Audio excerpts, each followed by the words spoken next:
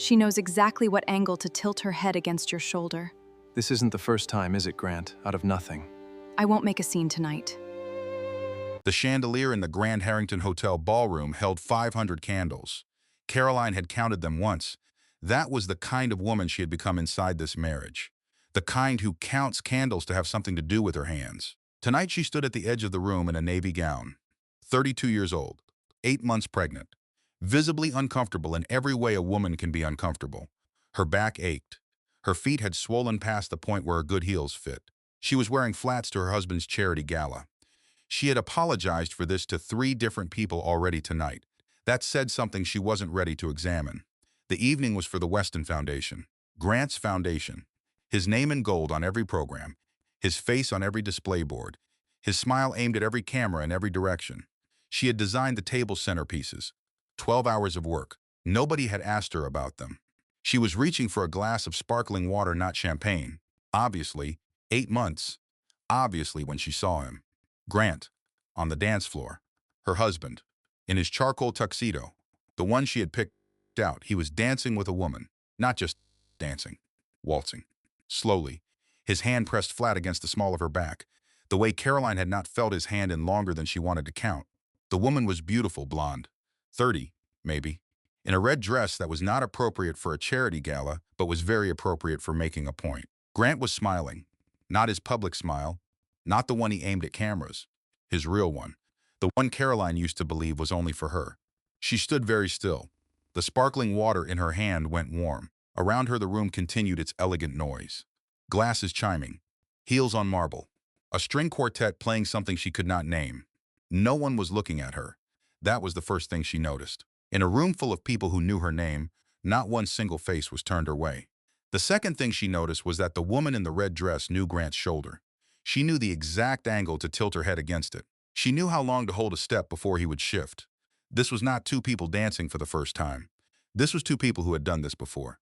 Caroline did not drop the glass. She thought about that afterward, that she didn't drop the glass. She set it down, very carefully, on the nearest table. And she stood very still, and she breathed in through her nose and out through her mouth. The way Dr. Marsh had taught her in the birthing class Grant had attended exactly once. In through the nose, out through the mouth. Her daughter kicked, hard, as if to say, I see it too. Caroline looked at her husband's face across that ballroom, and she understood something she had been refusing to understand for a very long time. This was not the first night. This was just the first night she had seen it. She didn't cry. She didn't cross the floor and confront him. She didn't do any of the things a woman is supposed to do in movies when she sees her husband's hands on another woman. She went to the restroom.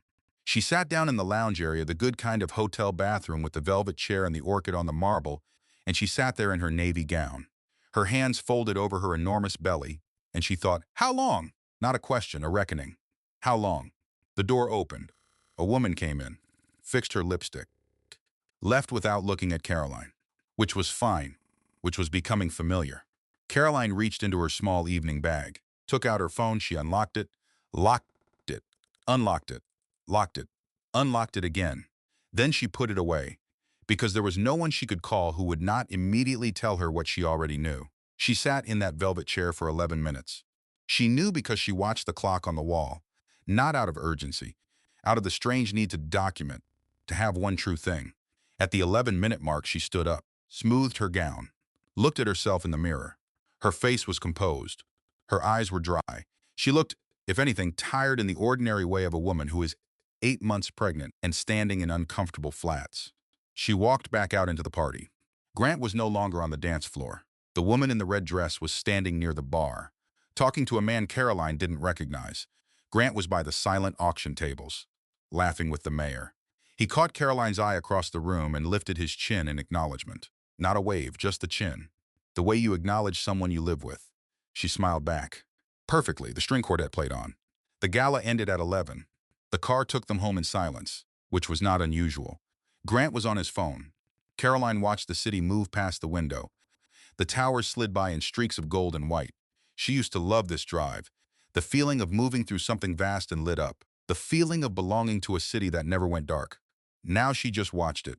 In the elevator up to their penthouse, she counted the floors. 42.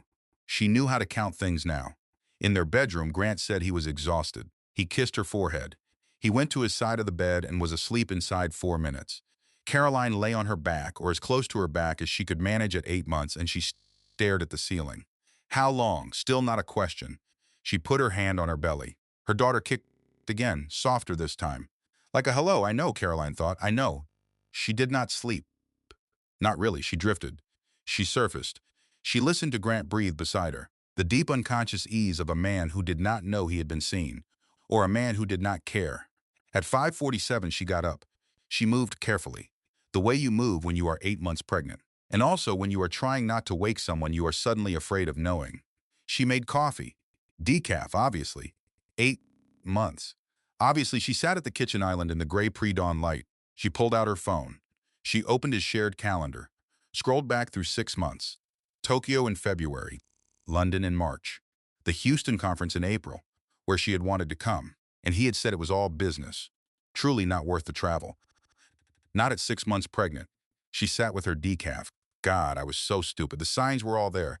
Not self-pity, just inventory.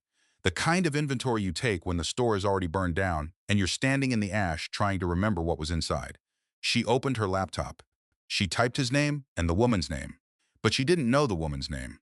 So she typed Grant Weston Charity Gala red dress. The photos were already online. Someone had posted them to a society blog.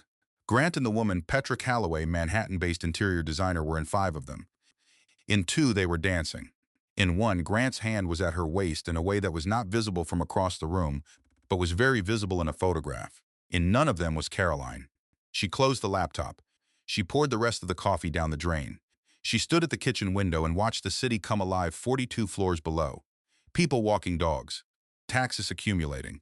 A delivery truck double parked already. She felt something shift inside her chest.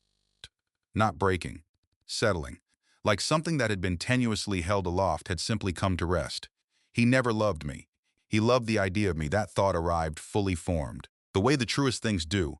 Not as accusation. As diagnosis. She had been, for Grant Weston, a type. Accomplished, but not threatening.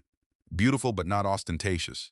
From a good family, but not a rich one. Which meant she would be grateful, would stay, would become the mother of his children and the hostess of his events, and the woman standing at the edge of his ballroom counting candles, because she had nothing else to do with her hands. She had been chosen for her suitability.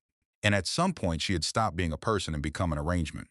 Grant came downstairs at 8, showered, dressed, already on his phone. He poured coffee, real coffee, and stood at the counter and scrolled. Then he looked up and seemed to notice her at the island for the first time. "You're up early," he said. "Couldn't sleep," she said. He nodded. He looked back at his phone. "Who was the woman in the red dress?" she asked. He didn't flinch. That was the thing she remembered afterward. He didn't flinch at all. "Petra Calloway," he said. "Interior designer. She's doing the Meridian lobby." "You dance with her," Caroline said. "It's a gala, Caroline. People dance."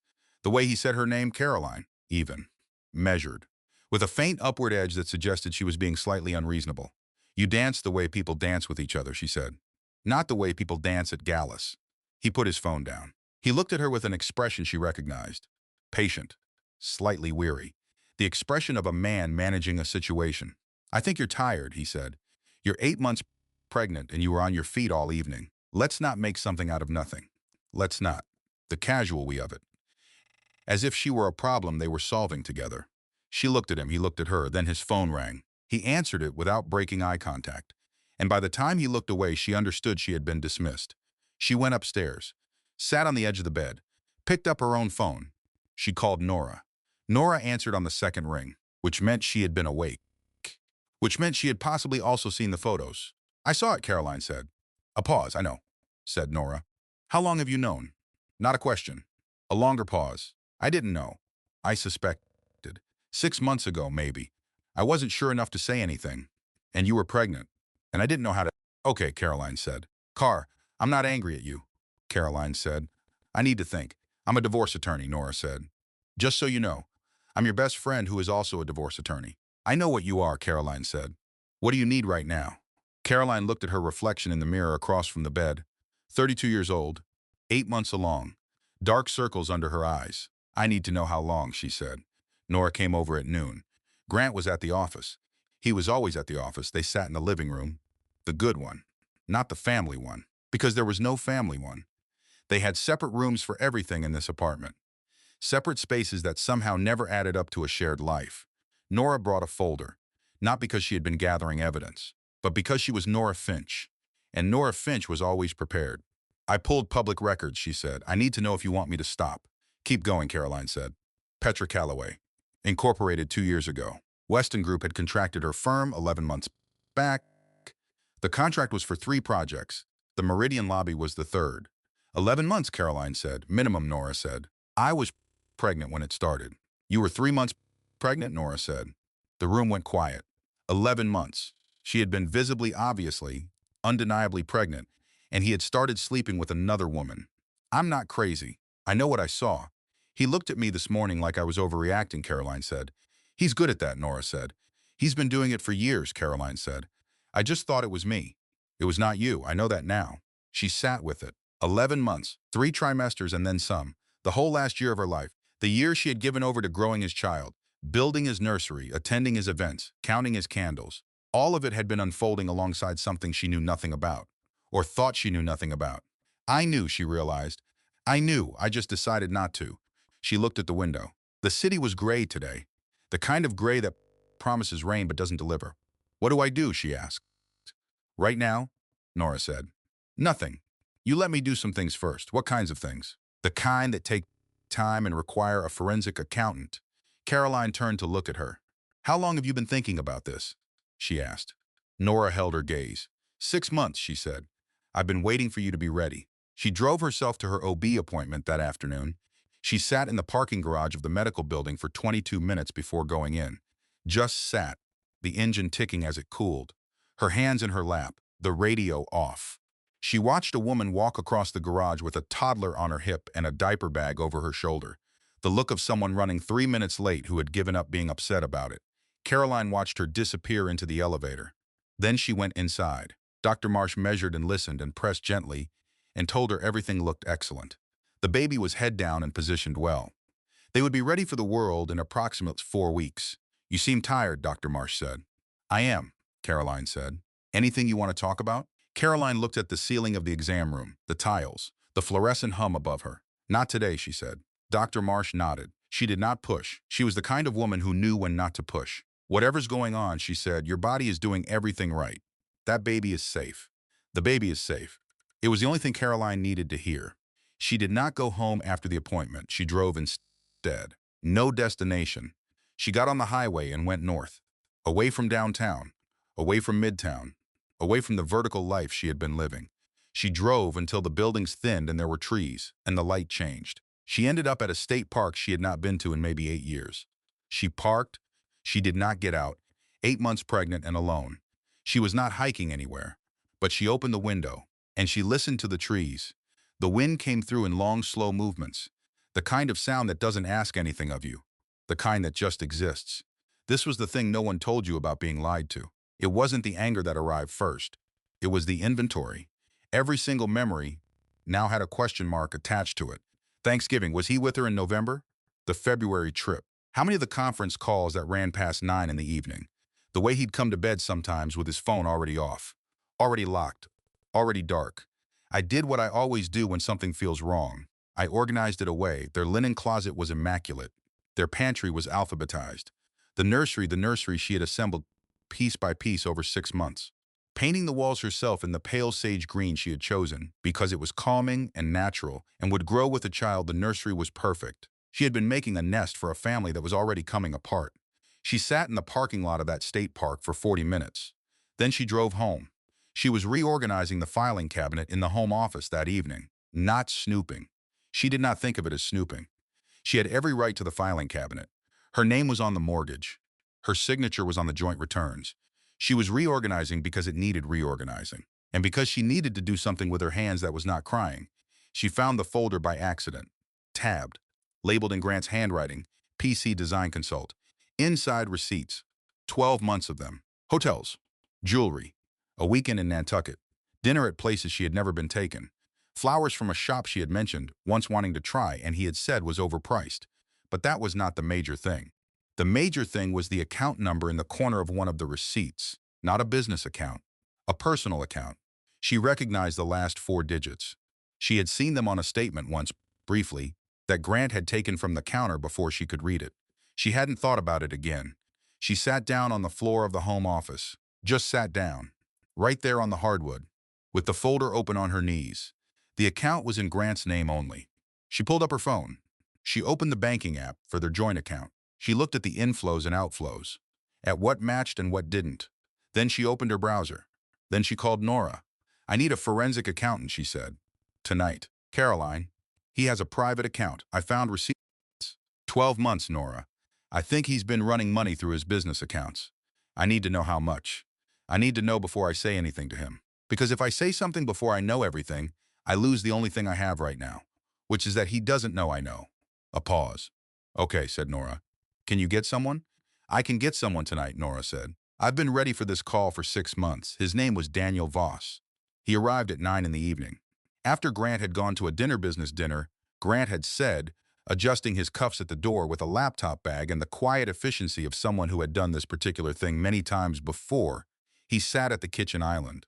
He asked Caroline for access to every document she could provide. She provided them.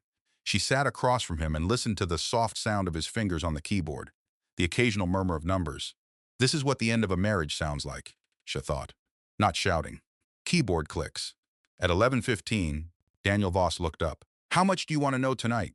he asked. "Everything," she said. "The private account has a current balance of roughly $400,000, he said. "It was seeded from a business expense account in incremental transfers, most under the reporting threshold. The deposits go back 26 months. She breathed in through her nose, out through her mouth. 26 months, she said. "This predates the woman you mentioned," he said carefully. "Petra Calloway." "Yes. This account predates her by 15 months. So Petra was not the beginning. Petra was not the beginning at all. There was someone else," Caroline said. "Possibly. I don't have enough information to say." She nodded once. She folded her hands on the table. "He never loved me. He loved the idea of me. And the idea had a price tag, and he managed it like a line item." "What do I do with this information?" she asked. "That," said Daniel Voss, "is your attorney's question. Not mine." She nodded again. "Thank you," she said. She showed him out. She locked the door. She stood in her hallway in her penthouse, with its 42 floors and its separate rooms, and its alphabetized pantry and its perfect sage green nursery, and she thought, he has been doing this the entire marriage. And then, just below that, one more thought. I have 4 weeks before this baby arrives. She did not tell Grant what she had found. This was a decision she made consciously, with the full awareness of what it cost her. Every morning he sat across from her at the kitchen island with his real coffee and his phone. She sat with her decaf and her face composed. She listened to him talk about his day, meetings, projects, the Meridian lobby that was nearly complete. And she said the things a wife says. "That sounds promising. Good luck with that. What time do you think you'll be home?" She had become an extraordinary actress, or she had always been one, and she simply hadn't known the audience. She slept on her side of the bed every night. She listened to the city below. The sound of it never stopped, horns and wind and the occasional siren threading up 42 floors. She had learned to sleep through it years ago. Now she lay awake and listened, and thought, I used to love this city. I used to feel like I belonged to it. Now I feel like I'm a prop in someone else's version of it. A woman who appears in the background of photographs, never the center.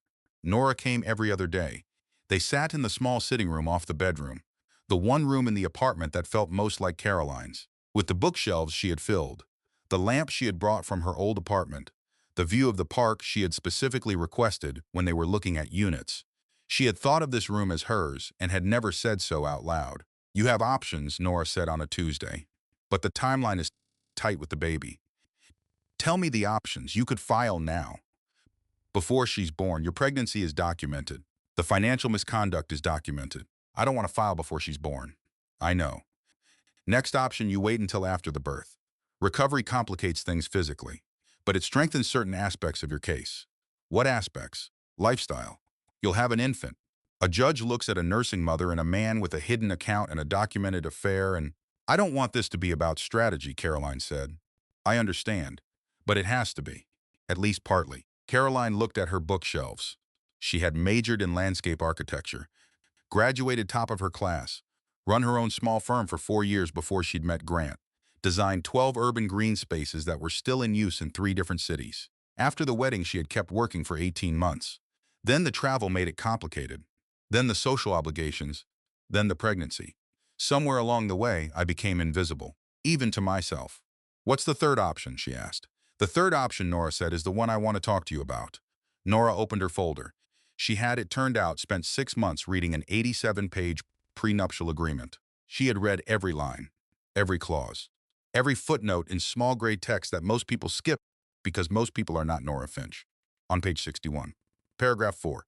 Clause B, a behavior clause. Standard, Grant's attorney had said when Caroline signed. It was not standard. It stipulated that in the event of documented marital misconduct, financial fraud, infidelity with documented financial component, the wronged party was entitled to an asset division that bypassed the prenuptial agreement entirely. Grant's attorneys had put it in as a formality, intended to protect him. It could be turned around. "Does he know you know this?" Caroline asked. "Nobody knows I know this," Nora said. Caroline sat very still. She thought about Petra Calloway in the red dress. She thought about 26 months of transfers. She thought about 42 floors in separate rooms, and a woman who had gradually, imperceptibly, almost voluntarily disappeared. "Tell me the plan," she said. That night, Caroline reorganized the nursery. She had already organized it twice, but she went in with a laundry basket and she took every small onesie off the shelf and refolded it and replaced it. She arranged the books on the small shelf by size, then by color, then decided size was better. Then she sat in the glider, the pale wood glider she had found at a flea market in Brooklyn, and refinished herself, because she'd wanted something that wasn't from a catalog. She held a small striped hat the size of her palm. She had bought this hat at a street market in October, 4 months ago, when she was still believing in things. The baby did not need this hat yet, but Caroline held it. She sat in the glider in the sage green room at 2 in the morning. She held a hat the size of her palm, and she let herself feel, really feel. Not inventory, not strategize, not compose her face. She let herself feel how badly she was going to have to fight to give her daughter a life that wasn't built on a lie. She did not cry, not yet. That was still coming. She put the hat back on the shelf. She went back to bed. The morning Nora brought the completed plan, Grant was at a site visit. Daniel Voss joined them by video call. He had finished his audit. 3 accounts, not one. A total of nearly $2 million. Moved in incremental transfers over 26 months. The paper trail for 2 hotel bookings that predated Petra by 14 months. He did not find a name attached to those bookings, only initials, but enough to establish pattern, nearly $2 million. While she had been painting the nursery, while she had been attending his galas and apologizing for her shoes and designing centerpieces nobody asked about. He never loved me. He loved the arrangement, and he managed it like a portfolio. She did not fall apart at the kitchen table. She picked up a pen. "Tell me what to sign," she said. Nora looked at her for a long moment. "You sure?" she said. "I'm sure," Caroline said.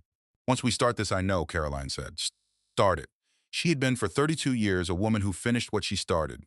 She wasn't going to change that now. The plan had 4 stages. Caroline understood this the way she understood landscape design. You work from the ground up. You assess the soil. You determine what can grow here. You plant in the right sequence. You wait. Stage 1 was documentation. Daniel Voss photographed every document. He saved every file to 2 separate drives. Nora mailed one to her office. Caroline kept one in a safety deposit box at a branch of her own bank. A bank Grant did not know she used. She had opened that account the week after the gala. It was a small thing, but it was the first thing that was entirely hers. Stage 2 was housing. Her mother lived in Charlottesville, Virginia, 200 miles away. A brick house with a big backyard and a garden that had been Ruth Aldridge's primary occupation since Caroline's father had died 9 years ago. Ruth had offered, twice during the pregnancy, to come and stay in the city. Caroline had said it wasn't necessary. She called her mother on a Wednesday morning while Grant was at the office. "I need to ask you something," she said. "Anything," her mother said. "I need to know if I can come home." A pause. Not surprise. Something warmer than surprise. Something that sounded like a woman who had been holding a door open for a long time and was relieved someone had finally walked through it. "I've been keeping your room ready," Ruth said. "Mom, since February. I didn't say anything. I was waiting for you to tell me." Caroline closed her eyes. "I'm not ready to tell you everything yet."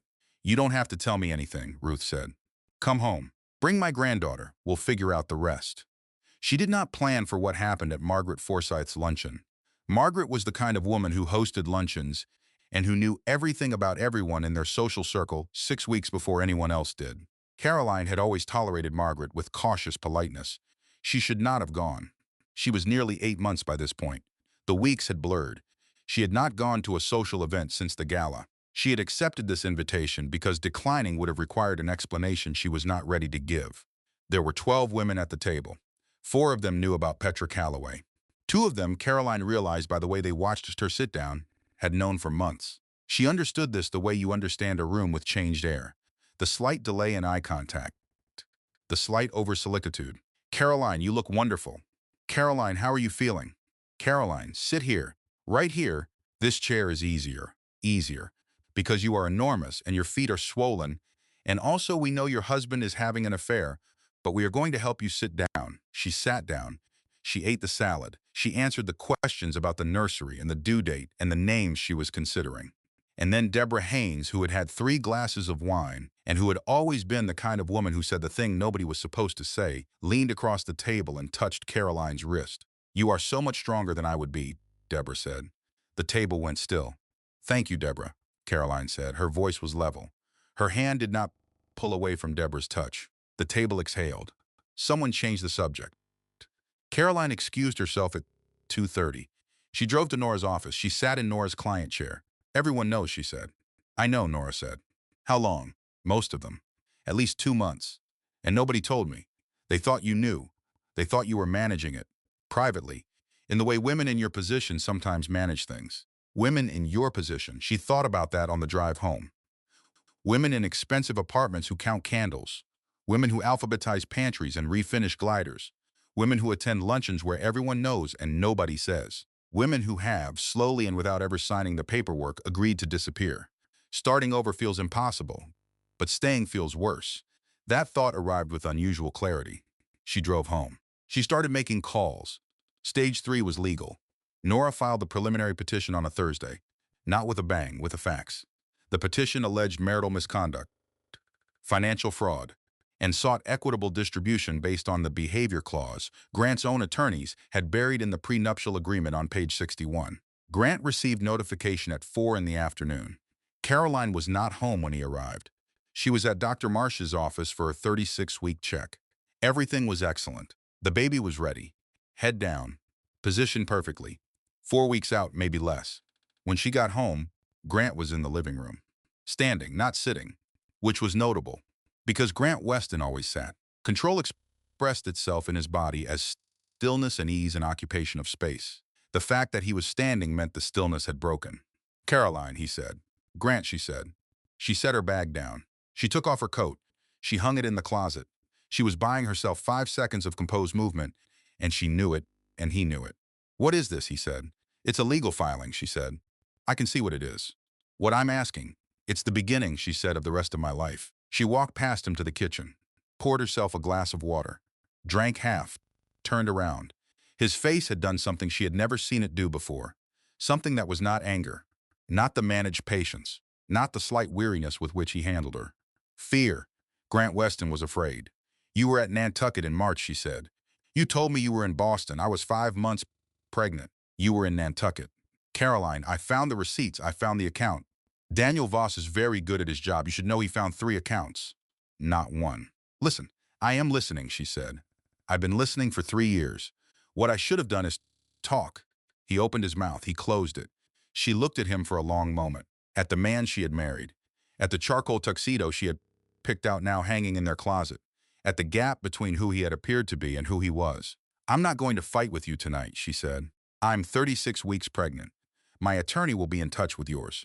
She put down her water glass. She went upstairs. She closed the bedroom door. She sat on the edge of the bed and she breathed. In through the nose. Out through the mouth. I deserved better than this. She knew it now. She had known it for a long time. She was just finally saying it in the direction of the right person. Herself. He left that night. To where, she did not ask. To a hotel, probably. To Petra, possibly. She did not ask because it no longer mattered in the way she had spent years making it matter. The apartment was very quiet. She ordered soup from the Japanese place on 62nd. She ate it at the kitchen island. She watched the city out the window. Then she did her laundry. She was folding dish towels at 10:30 in the evening. which she understood was not a rational activity. Not when you are 36 weeks pregnant and your husband has just walked out with a bag he clearly already had packed. But she folded them, one by one, the white ones, the blue ones, the set they had bought together at a kitchen store on their first vacation. She folded them and she placed them in the drawer and she thought, yes, this is exactly what I do. When things fall apart, I fold dish towels. She folded the dish towels. She put them in the drawer. She went to bed. She went into labor on a Tuesday. She was alone. This was not dramatic. She had planned for this. Ruth was already on her way. She'd been in the car for an hour when Caroline called. Nora met her at the hospital. Dr. Marsh was there within 20 minutes. She had a birth plan. The plan accounted for the possibility that Grant would not be present. The labor was 11 hours. The room smelled of antiseptic and something faintly floral from a diffuser Dr. Marsh had placed on the windowsill. Lavender. The kind her own mother used. The kind that was supposed to calm you. It didn't calm her exactly, but it kept her company. Nora held her left hand for 6 hours without complaint. Ruth held her right. At 4:17 in the morning, her daughter arrived. 7 pounds, 4 ounces. Dark hair. An expression of significant complaint about the entire situation. Caroline held her and felt something pass through her that she did not have a name for and did not need one. She was here. She was whole. She was out in the world. And she was fine. Ruth cried. Nora cried. Dr. Marsh, who had delivered 6,000 babies and was professionally unmoved, did something with her eyes that was close to crying. Grant arrived 3 hours later. He stood in the doorway of the hospital room with flowers. A large, expensive arrangement from the overpriced shop she had mentioned once. He looked at the baby. At Caroline. His face was doing something complicated that she chose not to interpret. She's beautiful, he said. Her name is Elise, Caroline said. He had wanted to name her after his grandmother. They had discussed it many times. Elise was not his grandmother's name. Elise was Caroline's grandmother's name. He opened his mouth. He closed it. Elise, he said. Yes, said Caroline. Ruth sat in the corner with her hands folded. She did not look at Grant, which was its own kind of statement. Grant stayed for 40 minutes. He held Elise for approximately 3 of them. He said the right things to the right people in the right order. And then he said he had a meeting on a Wednesday morning. When his wife had just given birth, he had a meeting and he left. The door closed behind him. Ruth looked at Caroline. Caroline looked at Elise. Hi, she said softly. I'm your mom. I'm going to tell you the truth about things. Starting right now. Elise blinked. She appeared to find this acceptable. It was 3 in the morning. Her mother was asleep in the chair. Nora had gone home at midnight. Caroline was awake. Because 3 in the morning is when the nurses come and check. And also because she was 32 years old and had just pushed a human being into the world in the middle of a divorce. And the specific exhaustion of that is not the kind that allows sleep. Elise was in the bassinet beside her bed, breathing the small, rapid breath of someone brand new. Caroline watched her breathe, and she cried. Not prettily, not the movie version where tears tracked down one cheek. She cried the ugly kind, the kind that had been waiting since the gala ballroom, since the velvet chair in the hotel bathroom, since the filing cabinet, since the luncheon where Deborah Haynes touched her wrist, since the dish towels at 10:30 in the evening. She cried and she tried to do it quietly so she wouldn't wake Elise, and she mostly succeeded. And at some point the crying became not crying and became just breathing, and the breathing became more regular, and she wiped her face with the hospital's scratchy tissue. Elise made a small sound, not a cry, an adjustment. Caroline put her hand into the bassinet. Elise wrapped her fingers astonishingly small, impossibly complete around Caroline's index finger. Okay, Caroline thought. Okay, I can do this, not a question. A fact. She wrote the letter on the 5th day. She was still in the hospital. A minor complication. Nothing serious. Dr. Marsh was cautious. And Caroline was privately grateful for the extra days. For institutional time. For a pause before she had to re-enter her own life. She wrote it by hand. On the hospital's notepad. Nothing elegant. Just cream paper with a blue printed header. And a woman writing what she needed to say. The letter was to Diane Weston, Grant's mother. Dear Diane, I have been trying to write this letter for 2 weeks. I have written it many different ways. In some versions it was angry, in some it was very formal. In the version I'm sending you, I'm going to try to simply be honest, because I think you are a woman who can receive honesty. And I think I have been too careful with you for too long. Your son has been unfaithful to me throughout our marriage. He has hidden significant financial assets. He did these things while I was pregnant, and before I was pregnant, and he will continue to do them unless stopped by forces he cannot manage. I don't say this to wound you. I say it because I think part of you already knows, and I think pretending otherwise has cost both of us. I am leaving the marriage I have already filed. Elise is healthy. She has your eyes, actually, the gray ones, which I know you've always considered the best of the Weston features. I want to be clear. I am not leaving your granddaughter's life. I am removing her from a situation that is not safe or honest, and I am taking her somewhere she can grow up knowing what it feels like when someone is telling the truth. I am enclosing my engagement ring. It is a beautiful ring. It was given to me in good faith, I believe, or at least in the faith that Grant was capable of good faith at that moment. I don't want to keep it. I don't want to sell it. I don't want to see it every day. I want you to have it. Not because I'm angry, because it started with your family. Let it stay there. With genuine affection, Caroline. She sealed the letter. She gave it to her mother to mail. Then she discharged herself from the hospital. She buckled Elise into the car seat. She watched Elise's face arrange itself into a look of enormous suspicion about the new vehicle situation. She drove to a rental car office. She traded her car for a different one, a practical one, the kind she had driven before Grant. She drove south. She did not tell Grant where she was going. She told only her lawyer, her mother, and Dr. Marsh. She drove 200 miles with Elise asleep in the back, the radio playing something low. The window cracked, for the first time in years, because she had always loved driving with the window cracked, and Grant had always said the draft was bad for his neck. She watched Virginia come toward her. She felt something she did not immediately recognize. It took her until the Charlottesville exit to name it, peace. Grant's attorney called Nora at 9 in the morning the day after Caroline left. At 10, Grant himself called Caroline's cell. She was on her mother's porch. Elise was asleep in a Moses basket in the shade. There were bees in the lavender. The morning was quiet in the particular way that places are quiet when they are not trying to be anything other than what they are. She looked at Grant's name on her phone. She let it ring. She let it go to voicemail. She did not listen to the voicemail for 2 days. When she finally played it, it said, "Caroline, where are you? Call me back. This is I need you to call me back." She noticed he never said he was sorry. Diane Weston received the letter on a Thursday. She called Caroline on a Friday, not with anger, not with the defense of a mother protecting her child, which was what Caroline had steeled herself for. "I need to tell you something," Diane said. "Okay," Caroline said. "I've known for longer than you have. Not the specifics. But I've known my son. I've known what he does with things he doesn't value." A pause. "I should have warned you. I didn't. Because I wanted him to be better. That was selfish of me." Caroline sat on the steps of her mother's porch and listened to 64 years of a mother's specific grief. The bees moved through the lavender. The morning held itself very still. "I kept the ring," Diane said. "Good," said Caroline. "It looks better as a pendant. I always thought engagement rings were too delicate for a setting that size." "She knows I designed it," Caroline realized. "Of course she did." "Are you safe?" Diane asked. "I'm safe." "The baby?" "She's extraordinary. She has the gray eyes, she does." Another pause. "He's going to make this difficult," Diane said. "I know. You have a good attorney." "The best I know," Caroline said. "Good." Diane's voice did something that might have been approval. "Fight for everything. Don't let him tell you what you're worth." "I wasn't planning to," Caroline said. She bought a journal, not a beautiful one. The kind you find at a pharmacy. 99 pages. Cardboard cover. A pen that clips to the spine. She had not journaled since her early 20s. She started writing every morning. On the porch while Ruth slept. Before Elise's 5:30 feeding. The early light came in gray and then pink. And she wrote about whatever was in her head. Not about Grant, mostly, or not about Grant specifically, but about the shapes of things. What she wanted the next 5 years to look like. What Elise should see when she looked at her mother. She wrote, "I want her to know that dignity is not the same thing as silence.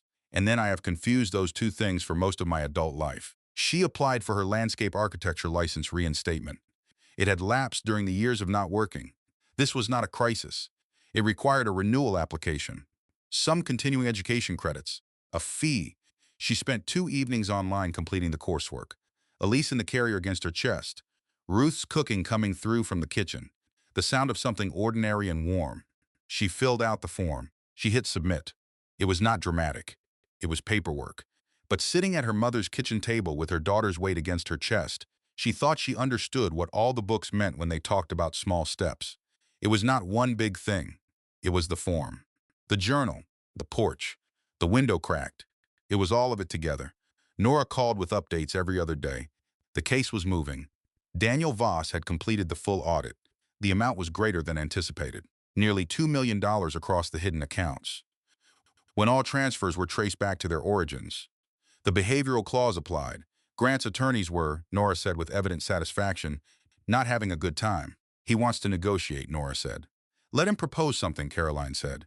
He's offering the penthouse and a settlement. What's the number? Nora told her. Caroline was quiet for a moment. Tell him I don't want the penthouse. I want the full audit amount, plus legal fees and support calculated from Elise's birth. That's higher than what he's offered. I know. He's not going, Caroline said. And tell his attorney to look at page 61. Pause. Then Nora laughed. A real laugh. I love you, Nora said. I know you do, Caroline said. That's why you found the clause. She went back to New York for the first formal settlement session 6 weeks after Elise was born. She drove up. Not the rental car. She had bought a second-hand Volvo in Charlottesville, a practical, sturdy thing that had made Ruth nod in the specific way that meant, I approve of this decision. She left Elise with Ruth for 3 days. The first time she had been separated from her daughter overnight, she sat in the car in her mother's driveway for a long time before she left. She watched Ruth standing at the front door with Elise in her arms. Ruth lifted Elise's tiny hand in a wave. Caroline waved back. Then she pulled out. She drove north. She was 32 years old. She was postpartum. She had done 45 minutes of continuing education credits the night before. She had a journal with 63 pages filled. And she had a lawyer who had been waiting 2 years to have this fight. She felt improbably ready. The settlement conference was in a glass-walled conference room on the 41st floor of a midtown building. Grant's team sat on one side. 3 attorneys, 2 junior associates, 1 woman who handled media, which told Caroline something about Grant's priorities. Nora sat beside Caroline. Daniel Voss sat to her left. The room smelled of coffee and new carpet, the kind of smell that means serious business conducted in climate-controlled air. Grant himself arrived 7 minutes late. He looked tired in a way that was new. His suit was impeccable, as always, but there was something around his eyes. He did not look at Caroline when he sat down. This bothered her more than she expected, not because she wanted him to look at her, but because not looking was its own statement. You have made me uncomfortable enough that I cannot meet your eyes. That was what not looking meant. And after 3 years of being invisible in a room with him, there was something almost clarifying about being the kind of uncomfortable he couldn't ignore. His lead attorney, a man named Shepard, expensive shoes, the smile of a man who has won more often than he has lost, began. He presented Grant's offer. Caroline listened without expression. Nora said, "Thank you," our response. She slid the folder across the table. Shepard opened it. He read the first page, then the second. Then he turned to page 3, which contained the relevant language from the prenuptial agreement. Page 61, paragraph 4, clause B. His face did something controlled lawyers are not supposed to let their faces do. Where did you? He started. Page 61, Nora said. Shepard looked at Grant. Grant was looking at Caroline now. She met his eyes, level, calm, the way she had looked at herself in the hotel bathroom mirror at the gala, and composed her face and walked back out into the party. She had composed her face for the last time that night. This was not composure. This was just her actual face. This clause, Shepard said, was intended as a protective mechanism for your client in the event of wrongdoing by his spouse, Nora said. We understand the intent. We are applying it correctly, with documented evidence of your client's conduct. The clause is unambiguous. Your firm drafted it. The silence in the room was of a specific quality, the quality of a very expensive mistake becoming visible. Grant leaned to his attorney and spoke quietly. Shepard nodded. Turn back. We'll need a recess, he said. Of course, Nora said. They went into the hall. Caroline walked to the window. She looked out at the city, not her city, not the penthouse view, just the city from 41 floors. Slightly different angle. Same sky. Nora stood beside her. How are you feeling? Nora asked. Hungry, Caroline said. I forgot to eat lunch. Nora laughed. Quietly, so Shepard's team through the glass could not see. This is going to work, Nora said. I know, Caroline said. They reconvened. Shepard made a new offer, significantly higher. Not as high as what Caroline had asked. Nora countered.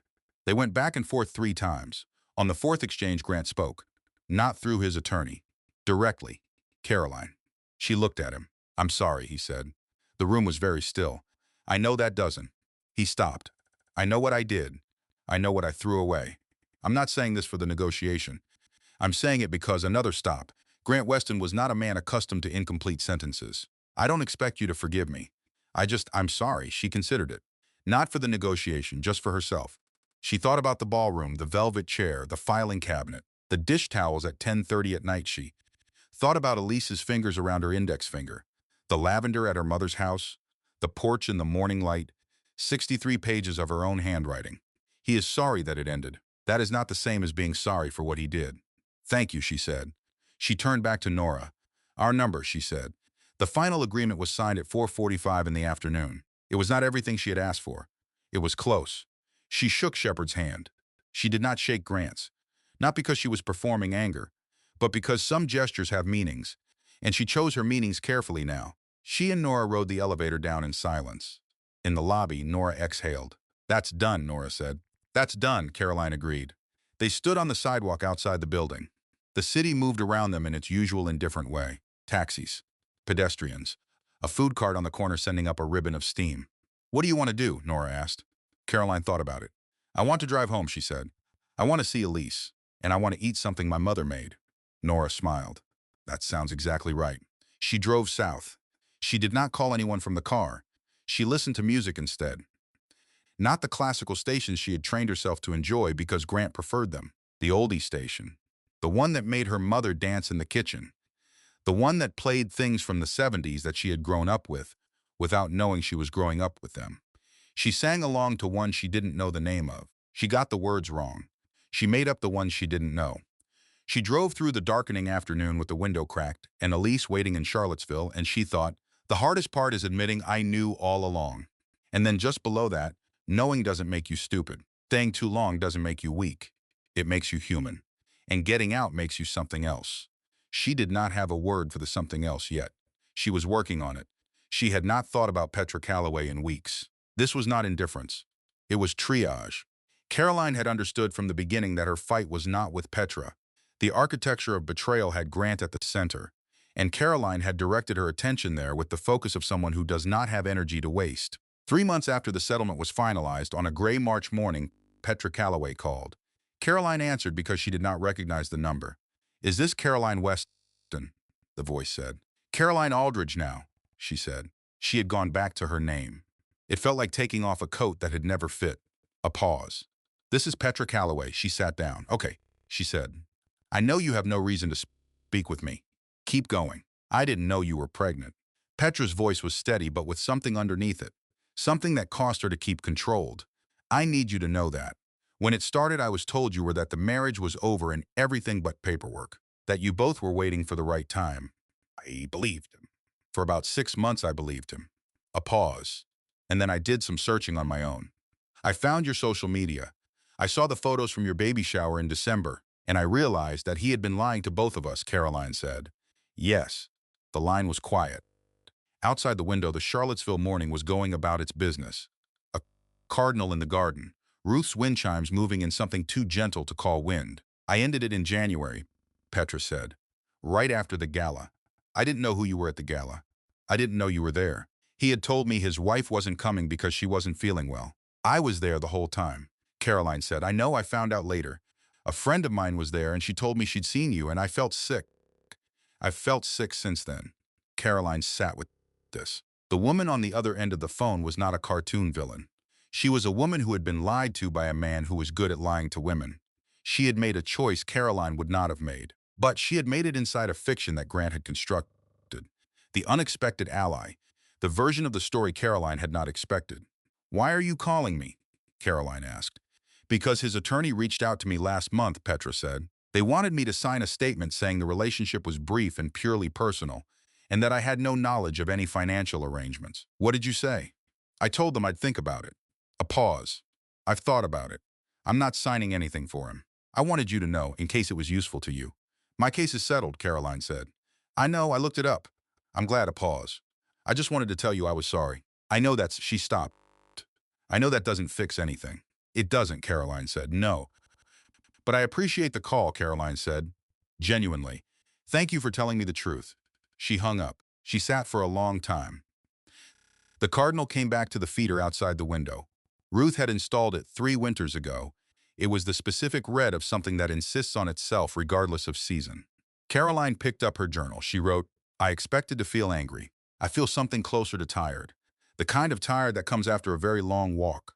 Not the kind that comes from despair. The tired that means you've been somewhere. You've done the thing. He told us both we were the only one. The difference is I believed it for 3 years and she believed it for 6 months. I don't think that makes me more foolish. I think it makes me someone who had more to lose. And also someone who now has nothing left to lose. Which turns out to be a form of freedom I didn't know was available to me. She put the journal down. She picked up Elise. She went out to the garden. Ruth was in the garden, as she always was in the late afternoon, doing something with a trowel that required quiet and focus. Elise made her opinion about the garden known immediately and enthusiastically. She attempted to eat several handfuls of dirt. She was redirected each time with gentle firmness. She's going to be strong-willed, Ruth said. I know where she gets it, Caroline said. Ruth smiled without looking up. The garden smelled of turned earth and something green coming up through it. The particular smell of things beginning. You should see about the property, Ruth said. What property? Ruth set down her trowel. She sat back on her heels. She looked at Caroline in the way of a woman who has been waiting for the right moment and has decided it is now. Your father and I bought a piece of land in the county when you were small. We always meant to build on it. Never did. She paused. It's yours, has been since he died. I've been paying the taxes. I didn't mention it because you had the apartment and the marriage. I didn't want. She paused again. I thought you didn't need it. How big is it? Caroline asked. 11 acres, Ruth said, along a creek. Caroline stood very still, Elise on her hip. The March sun coming through the garden trees in long slanted bars. 11 acres along a creek. She was a landscape architect. She was 32 years old. She had a daughter and a settlement, and 67 pages in a journal, and a license she had just renewed. Mom, she said. Yes. Do you still have the site survey? Ruth looked at her daughter. Something moved across her face. Pride, maybe. Recognition. The specific satisfaction of watching someone remember who they were. I'll get it after dinner, she said. She turned back to her trowel. Elise grabbed a handful of dirt. No, Caroline said. Elise looked at her with the gray Weston eyes, the best of the Weston features. No, Caroline said again, more gently. Elise dropped the dirt. She looked at her mother. She smiled. She did not build it overnight. She wanted to be clear about this, if only to herself, because the temptation afterward in the way that stories get retold, simplified, streamlined would be to say, she left and then she built something and it was beautiful. The truth is that she was 6 weeks postpartum at the settlement conference, 8 months behind on sleep. She cried in her mother's bathroom twice in March, once in April. She had a very difficult phone call with her attorney about the child support arrangement. The one that made her feel like she was bargaining for her daughter's worth in dollars, which is perhaps the specific worst feeling available to a mother. The truth is that Grant tried, twice, to renegotiate. His attorneys found 2 arguments that required Nora to respond to carefully. The first attempt was rebuffed. The second required a brief court appearance in May, in which Judge Helen Farrow looked at the documentation with the expression of a woman who had seen every version of this story and was not interested in being told a new interpretation. Counselor, Judge Farrow said to Shepard, page 61 is not ambiguous. Your Honor, the intent of the clause. The language governs, said Judge Farrow, not the intent. Proceed with the agreed settlement. She hit her gavel once. Nora did not smile in the courtroom. She smiled in the elevator. She said proceed, Nora said. I heard her, Caroline said. They had lunch at a place they had been meaning to go for years. Not an elegant place. A diner on the west side. Booths and laminated menus and coffee that came in thick ceramic mugs. Caroline ordered pancakes, because it was 1 in the afternoon and she was allowed. What's next? Nora said. I'm building something, Caroline said. What kind of something? The landscape kind. She broke off a piece of pancake. The land in Virginia. I've been working with a civil engineer. We're looking at a residential wellness retreat. Small, maybe 8 units. Accessible design. Gardens that actually function. Sensory paths. Therapeutic plantings. Restorative water features. Nora put her fork down. You designed this? I've been designing it for 4 months while Elise sleeps. On the porch in the mornings. Caroline. I have the site survey and 2 investors already. Marcus Webb, actually. Grant's old business partner. He reached out in March. He said he had been watching the legal proceedings and had been looking for an ethical real estate development to invest in, and had always thought I was the smarter half of that partnership. Nora laughed. Marcus Webb said that? He said, and I'm quoting directly, "You're the one who always knew where the value actually was." She poured more syrup. I thought that was very fancy of him. What did you say? I said I'd email him the prospectus. She ate another bite. I sent it that night. The Charlottesville Historical Preservation Society held its annual gala in September, not glamorous by New York standards. The ballroom was in a converted 19th century mill. The chandeliers were reclaimed iron fitted with Edison bulbs. The auction items were local art and experience packages. The food was catered by a family restaurant that had been in operation since 1962. Caroline attended in a green dress. Not navy, not safe. Green. The specific green of sage and new growth, which was a choice she had made deliberately when she bought it in August. She had no flats this time. She wore heels that fit. Elise was with Ruth. Nora had come down from New York for the weekend. She stood beside Caroline at the edge of the room with a glass of actual wine. "How does it feel?" Nora asked. "Different," Caroline said. "Good different?" Caroline looked around the room, at the iron chandeliers, at the faces she was beginning to know. The civil engineer working on her project, the local attorney who had helped her form the development company, the woman from the planning commission who had been unexpectedly enthusiastic about the accessible design elements. "I'm not counting anything," she said. "What?" "I used to count. Things in rooms, candles, floors, minutes." She turned to look at Nora. "I'm not counting tonight." Nora looked at her steadily. "Good," she said. She danced once, with the civil engineer, whose name was Thomas, who danced the way Caroline's father had danced. Not well, but with complete conviction. She laughed, out loud, in a ballroom. For no particular reason she would have to explain to anyone. Afterward, she went to get water. Still water. Because she had never actually preferred sparkling. She had just gotten used to ordering it. She stood at the edge of the room, and she thought about the woman she had been in the Grand Harrington Hotel ballroom 14 months ago. Standing at the edge of a room in a navy gown, 8 months pregnant, counting candles, invisible in a room full of people who knew her name. She had stood at the edge of rooms for most of her marriage, waiting to be included, waiting to be seen. She finally understood that the prison door had been unlocked all along. No, that wasn't quite right. She revised it. The door had been locked, but I had a key I didn't know about. And finding out I had it being forced to look for it, that was the part I would never have chosen, and cannot now imagine not having. There is a kind of freedom that only arrives after the loss of something you thought was the whole of your life. She had not wanted to learn this. She was glad she had. Grant had his life. She knew this from peripheral reports. Nora mentioned occasionally, when it seemed relevant, that the business was continuing. A piece in a trade publication about the Meridian Project. She did not follow his news. She did not hate him. She had somewhere between October and December come to something more complicated than either love or hate. She had come to understanding. Not forgiveness in the sense of absolution. Not the kind that means what he did was acceptable. The kind of forgiveness that is simply a refusal to carry something that is his to carry. He had done what he was made to do. She had stayed long past understanding why. Both of those things were true. Elise had his eyes, the dark shade, not the Weston gray. She also had Caroline's stubbornness. Ruth pointed this out regularly and with great approval. Grant sent gifts for the milestone months. Tasteful, appropriate developmental stage. He was going to be, Caroline suspected, a complicated but present father. She was going to have to figure out what to do with that. Not yet, but eventually. This is not the end of the story. It is the end of a chapter. Nora visited in November. She walked the property. 11 acres along the creek, cleared site. The frame of what would become the main building. She stood with her hands in her coat pockets and looked at the foundation work and the creek beyond it. The sound of it, water over stone. The oldest sound there is. "You designed all of this," she said.